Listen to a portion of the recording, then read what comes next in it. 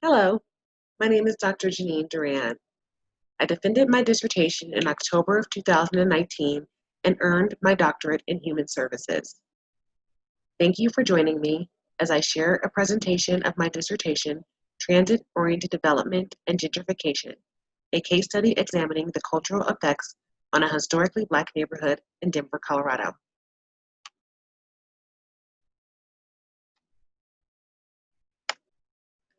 Over the past 25 years, transit-oriented development has been occurring in the historically Black Five Points neighborhood in Denver, Colorado because of the development of the Regional Transportation District's first light rail line in 1994. Gentrification and the displacement of existing neighborhood residents has directly correlated with the in-migration of white people back to urban neighborhoods. The impetus for white people to move to these communities quite often has been the result of the revitalization of the neighborhood that has taken place due to transit-oriented development.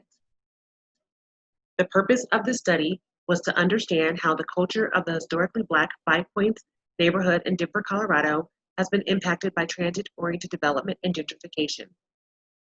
The general problem this study addressed was that potentially problematic cultural changes amongst the African American community were taking place because of transit-oriented development and gentrification in the Five Points neighborhood. The cultural changes were problematic because the premise was that the influx of white residents into a historically Black community would have caused the traditional values and social norms of the neighborhood to change. It was believed that the social networks, community durability, and overall quality of life for those who remained in the gentrified community may have been negatively impacted. What was unknown was to what extent the culture of the historically Black Five Points neighborhood had been affected by TOD and gentrification. Studies have shown that gentrification, which occurs because of transit-oriented development, has been known to have disproportionately negative effects on minority populations. Gentrification that has occurred within the Five Points community is continuing and is directly related to transit-oriented development. Factors such as housing density and land value have historically been associated with TOD, and studies have shown that properties near new transit stations appreciate more quickly and at higher rates than those not adjacent to rail stations. In addition, TOD has also been positively associated with the high value of residential properties due to their proximity to transportation and the new amenities which become available in the neighborhood. In addition to the obvious displacement caused by gentrification, there have been other negative impacts for the African American population. From 1990 to 2018, the Black population in Five Points decreased 24%, while the white population increased 58%. Multiple Black-owned businesses have closed. There's been a decrease in economic mobility, a decrease in affordable housing, and grant funding for many nonprofit organizations has been threatened. Sample averages of demographic data from 1970 showed that neighborhoods in which park and ride or walk and ride stations were built had higher poverty rates, higher population density, higher rates of bus utilization, and a closer proximity to the central business district when compared to like neighborhoods in which rail stations were not developed. Con 2007 examined the development of light rail and commuter rail lines in relation to gentrification. Evidence was presented that the Black population was disproportionately affected by new commuter rail stations when compared to the demographics of similar neighborhoods in which rail stations were not developed. This research study was framed by the following research questions. What were the experiences of tenured Black community members who resided in the Five Points neighborhood from 1992 to 2018? According to the tenured Black community members who were not displaced due to gentrification, what major cultural changes occurred within the Five Points neighborhood between 1992 and 2018? What were the perceived impacts of the cultural changes to the neighborhood on tenured Black community members who resided in the Five Points neighborhood from 1992 to 2018? And finally, what kinds of programs and services would have been helpful to support tenured Black community members who resided in the Five Points neighborhood from 1992 to 2018 through the culture changes that have occurred? Qualitative research methodology with a single case study research design was used to conduct the study. Purposive criterion-based sampling was used to recruit participants for interviews. Interviews were conducted with 5 Points community members regarding their lived experiences from 1992 to 2018. Qualified study participants had to meet criteria which included the following attributes: African American, a minimum of 38 years old, lived or owned a business in the 5 Points neighborhood from 1992 to 2018, had the ability to recall memories from 25 years ago, and had an hour available to be interviewed.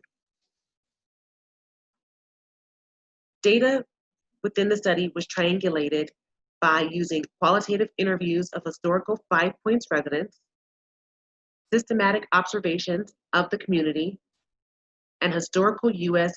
Census Bureau report data. Data from this study revealed that historical Black residents in the 5 Points community have been dominated economically, socially, and culturally by the new white residents in their neighborhood, thus creating racial tension.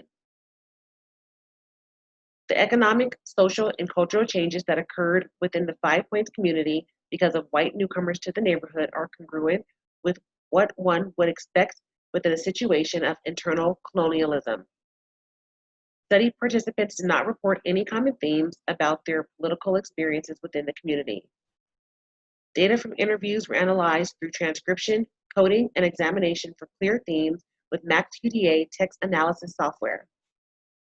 There were 5 major themes and 1 sub-theme identified during the text analysis process: disruption of community connection, cultural displacement, race relations, impact of light rail, and financial resources were all primary themes, with cultural preservation being a sub-theme of cultural displacement. Results of this study indicated that tenured Black community members who still reside in the 5 Points community post-gentrification have been dominated by the white newcomers to the neighborhood in multiple ways, including economically, socially, and culturally, however, not politically. Cultural naturalists argue that political change is followed by cultural change. Thus, it could be argued that political dominance is imminent within the community. Furthermore, while social subordination seems to be occurring due to the sheer number of white newcomers to the community and the mass exodus of African Americans, data indicated that psychological subordination amongst tenured Black community members had not yet been achieved. Internal colonialism theory postulates that once a population has been dominated, cultural, economic, political, and complete social and perhaps psychological subordination may potentially occur, and the extent of domination varies by factors such as the presence of multiple ethnic groups, gender, time, class, and locale. Findings from this study were in direct alignment with internal colonialism theory studies conducted by other researchers. Colonialism is comprised of cultural domination, political subjugation, racial exclusion, and economic exploitation. Tenured Black community members who remain in their gentrified neighborhoods post-gentrification will most likely experience seismic changes. Results from this current study's findings could assist human services practitioners in developing programs and services that could be provided to people who belong to historically marginalized communities who reside in communities that are in danger of being gentrified. Recommendations for further research include: how do tenured Black community members and new white newcomers interact, and what is the nature of these interactions? What has the experience been like for white newcomers as they have gentrified the historically Black neighborhoods? And finally, how have those who have undergone internal colonialism preserved their culture post-colonialism? These questions are relevant because it is important to understand the true impacts of internal colonialism on those who belong to both the majority and minority groups. In addition, how populations which have been dominated successfully preserve their cultures should be further explored.